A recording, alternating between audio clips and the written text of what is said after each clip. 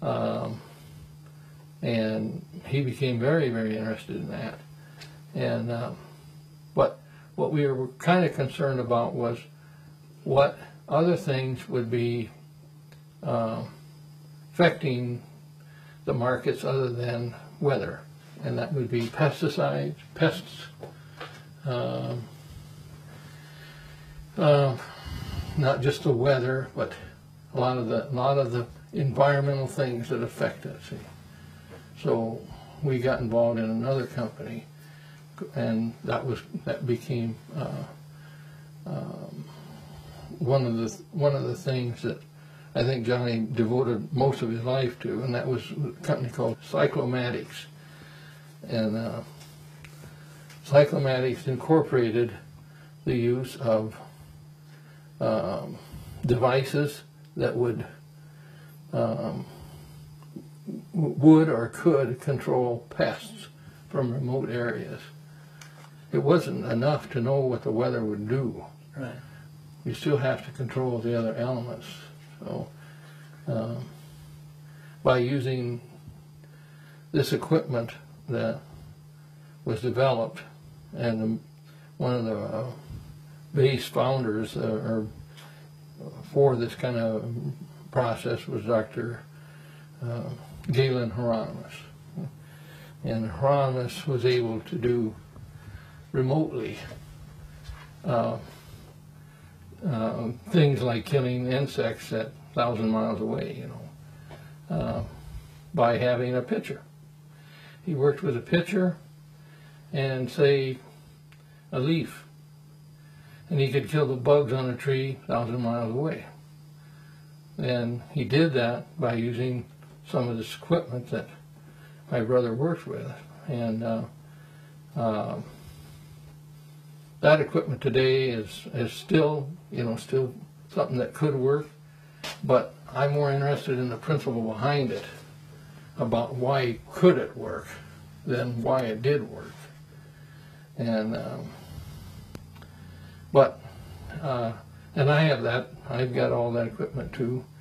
It was something that Johnny felt could alleviate a lot of problems that man has today. I know that Johnny was very religiously secretive about this device, and he regarded it as his priority. He safeguarded it, right. And I suppose the fact that maybe that he was so involved with it, he might have been very cautious about people imitating it and stuff. In fact, I don't know why he would be that way, because a lot of stuff that he put in this machine he adapted from other people's. He called it a BIOHARMONIC machine, which is just another name for what it was doing. It's similar to the machines that were built in the past before he did. He improved that because of the frequency that he used. This when he converted this or built this machine, it was built on overlapping frequencies, which he controlled by the selection. I don't know how many tubes. This is a tube machine. It's not built in transistors. So the fact that he very much emphasized that he had more control of the frequency of it using tubes. But he had thousands of tubes that he used till he found the exact ones that would match the frequencies that he wanted to transmit through. And so in that fact, it's kind of safeguarded by its own construction, because to imitate it would be very, very hard, But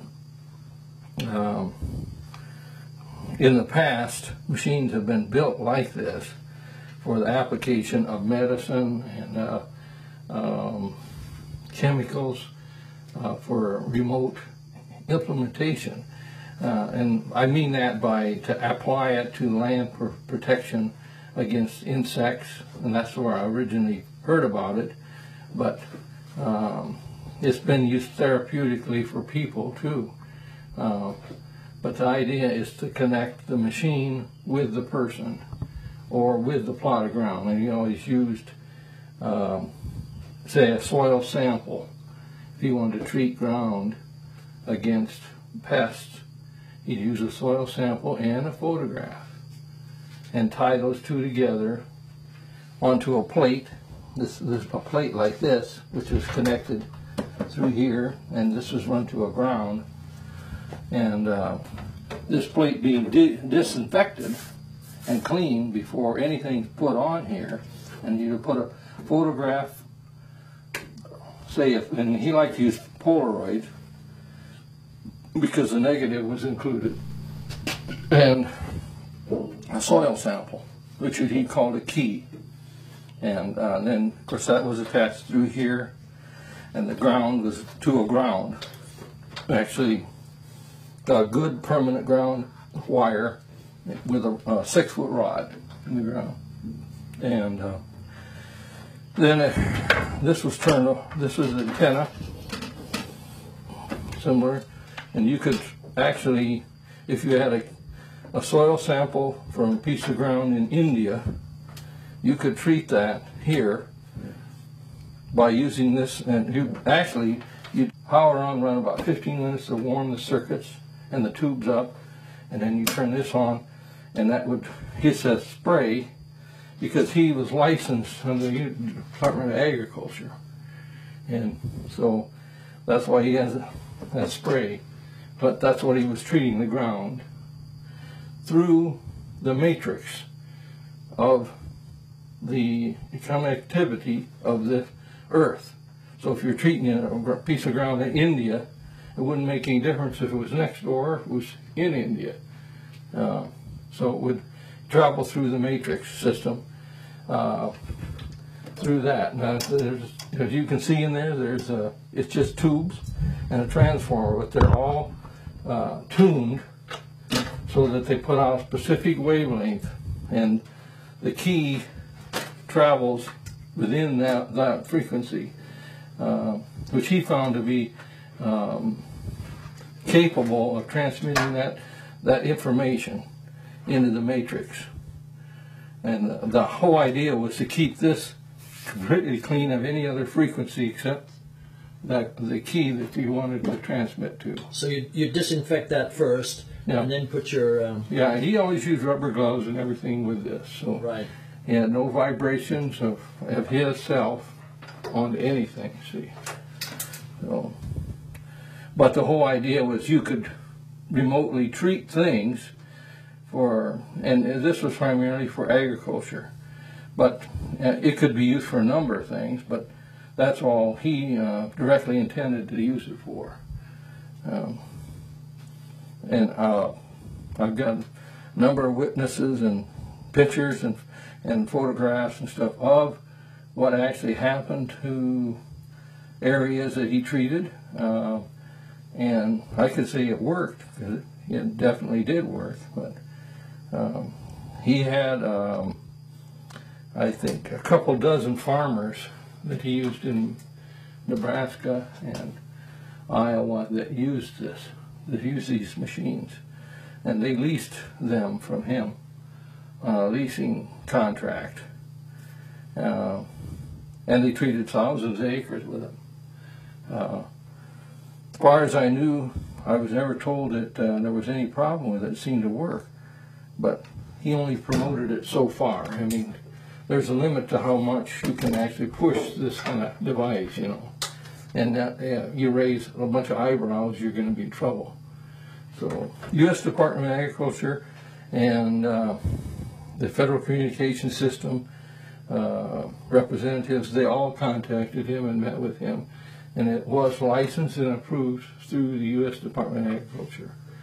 So, what kind of years would that have been? This was, I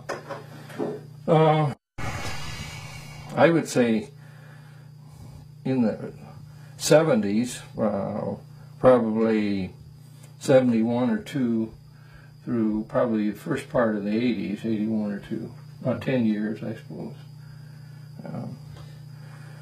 it was just one. It was a device that he was very interested in. He knew it had other ramifications as far as a way to use it to maybe generate income or help people and stuff. He just wanted to do that. He finally ran out of interest in it. I think that's why it kind of died, and it was not really promoted after that. But so basically, this is an iteration or a development of the Hieronymus work. Yeah. Yeah. He and I did travel down to see Galen Hieronymus and spent some time with him in Georgia. And I know Johnny had further contacts with him later, but I was there on his initial trip and met Dr. Hieronymus. And as far as the machine, I think the basis of the way he built it was a lot like the original Hieronymus machines. And but he wanted to do, and the way to actually work within the law was to get it certified through the Department of Agriculture, and it was. And so it was completely legitimate and was used for several years. But not to the extent that commercialization of the big company, because chemical companies would not have gone along with this. But I think he just wanted to stay that way. He didn't want to get too big enough to ruffle any feathers. So, but generally, I don't know what to tell you about the machine. That seemed to work. I got to know some of the farmers that used them, and through Johnny, and but I had nothing to do with the business end of it. We talked about some of the results, and I just didn't get into it with him. So. About how many of these machines did he build? Well, as far as I knew, there were 24 of them built. Yeah. At the time, and I don't have all of them back. There's probably, I've got some in storage, and I've got 4 or 5 here at the house. Yeah. And parts for different parts of them. Yeah.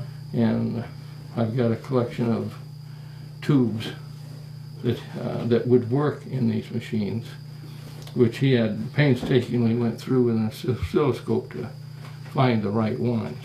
So I have those too. So I could rebuild them, but I had really not any interest in doing that. But they work. As far as I know, they still work. So. And it's regular 110 volts. You just plug and play. Plug it in, and like I said, you want to turn it on, let it warm up for about 15 minutes, and then you can turn on the transmitter. How long do you have to transmit for? Oh, I think he said, and I found out too, about half an hour, about 30 minutes minimum. I don't know what that reason for that was, but he felt that it would take at least that long. So. Does the mental state of the operator get involved? Does the operator have to be concentrating on the particular field that he's, or is it's irrelevant? Once you put the witness in there, it's that's right. The key in there. It was built to be that way, so you would not be personally involved with it. So, it's not like some of the other machines prior to that were built where the operator had to be personally connected to it. You didn't have any physical connection with the machine. Once it started, you laid down all the stuff, it was automatic after that. Yeah. So, the radionic machines, the early ones, the person was connected, and I think there was a hazard to that, because if you use chemicals or whatever, a person could become contaminated. Yeah. And so he wanted it to be more impersonal and work more on an objective basis. So. Yeah.